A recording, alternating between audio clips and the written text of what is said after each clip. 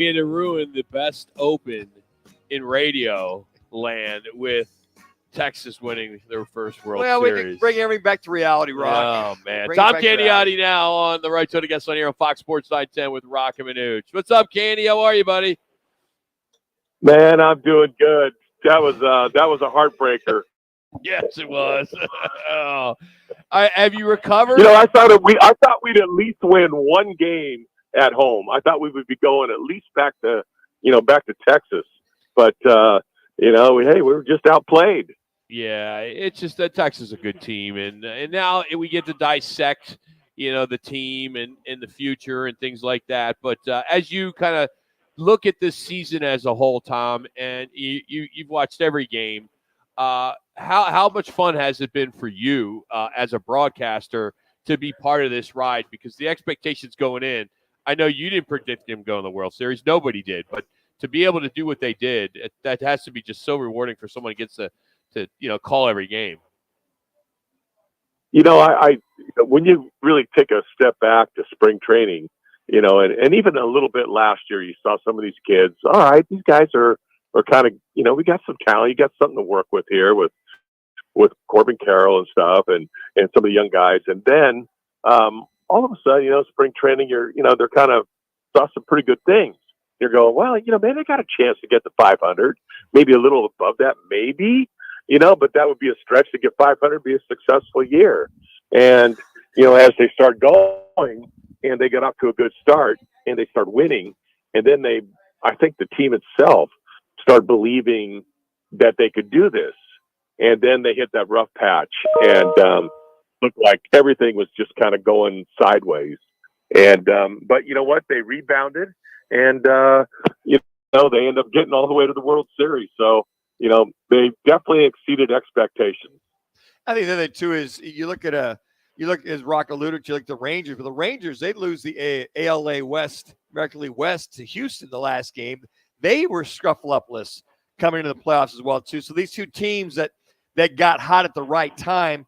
And Tom, it's interesting. We had John talking about how they lost the Diamondbacks 5 out of 7, 4 in a row. You win by losing against Houston. You make it to the wild card. Talk about what it was, the common denominators when they got hot that came into sync. Was it very similar to them what they did early on in the year to get that 5-game lead at one time in the National League West early in the year? Yeah, well, you look around at all the different teams, and like every good team kind of has an identity, right? And when you look at the DBacks, their identity is they don't hit the ball out of the ballpark. They don't do like a number. They play good defense, and they just really put pressure on the opposing team with their legs. And they run, and they steal, and, they force teams into making errors, and, they steal runs and all these little things. And every once in a while, they'll bop one out of the ballpark and stuff, but that's not something that they rely on.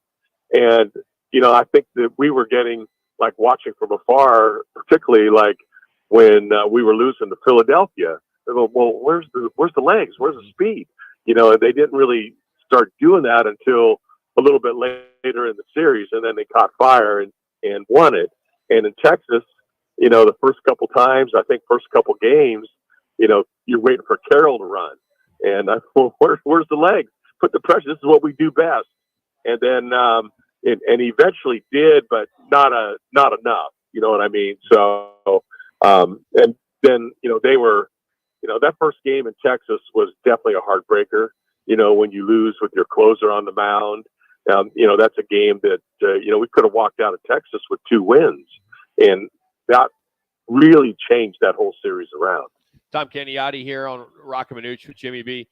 Tom, as we look ahead, and we'll have all offseason to really kind of get into a little bit more, but what would you like to see? Maybe a couple starters, a guy in the back end of the rotation, or bullpen, I should say.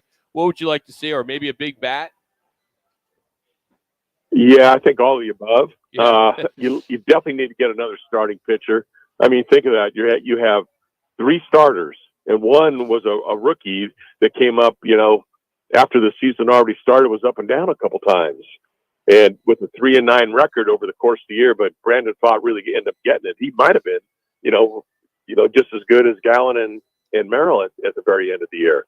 But you definitely need another power arm, not just another starter, but you need a power arm, a guy like, I don't know, you can look around. I don't know who's out there, Sure. right now, but someone that can bring it and, has high velocity stuff.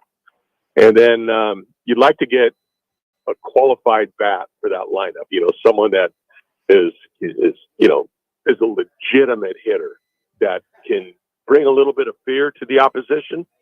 And I think that's what they really need to do. And again, I don't know quite who's out there yet. I haven't even looked at all that stuff yet. But you have to see. I guess you have to scour the wire, scour by trade, scour the free agent.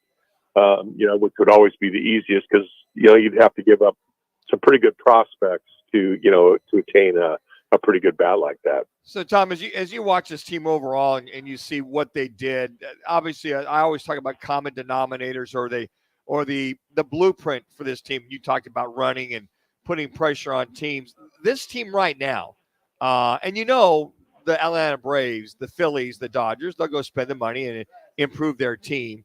Ken Kendricks has got to go spend the money, do you not believe, in order for folks to realize they've got to keep up somewhat with the Joneses. Would you agree or disagree?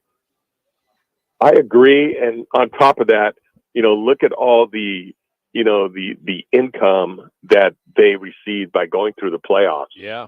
I mean, incredible amount of money that they got that they weren't expecting. So, yeah, you'd expect to see that. I mean, if we were playing fantasy baseball, I'd click on Corbin Burns and I'd click on Bellinger. Sure. Right off the bat. Yeah. It's not like that, right? So I'm sure, Mike Hazen is as good as they come at getting stuff. We wouldn't be there if we didn't make that trade and get, Moreno and Gurriel. So, and some of the bullpen arms that he got. So him and his crew, they know what they're doing. And, you just got to put your trust in those guys. And as long as they have the money to work with. I got to tell you, speaking of Mike Hazen, I commend him for standing up and taking responsibility because you said it, Tom, before the trade deadline that he felt he should have got another starter. And then for a World Series game, which we were all miffed, and like you were too, to have a bullpen by committee start a World Series game, to hear him apologize for that and say we definitely need a starter for that kind of scenario.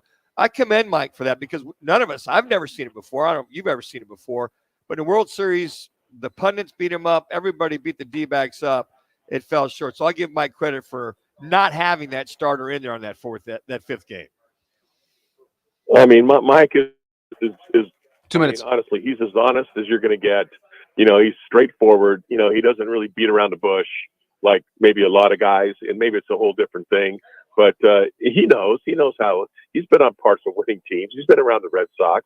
He's been around, all this stuff. He knows what it takes for a team to win.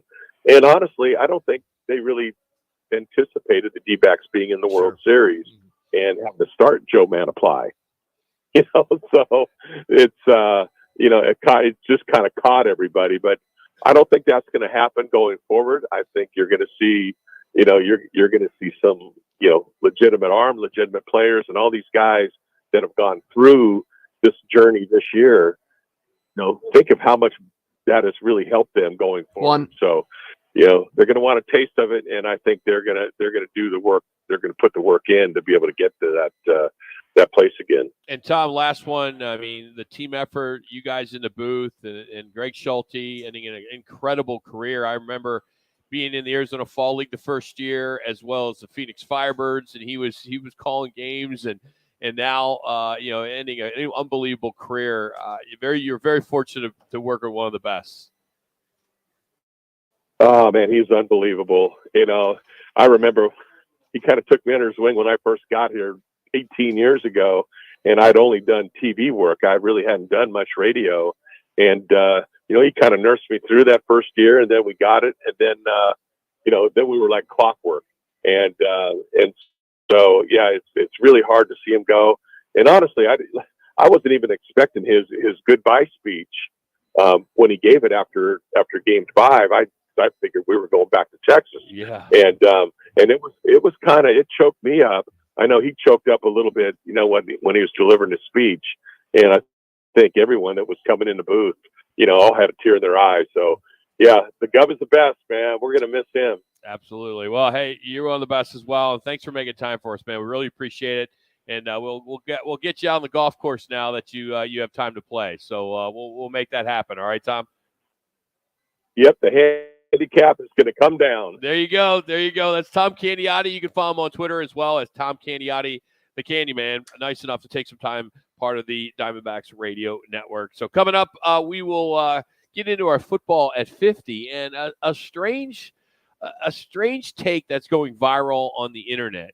Should you be washing your hair with beer? Interesting. It's a major pause there. Yeah, I'll dive into that there. I bet you will. Very That's curious. Next. It's Rockman, Fox Sports 910. Check this clear. This is The Herd. You're excited.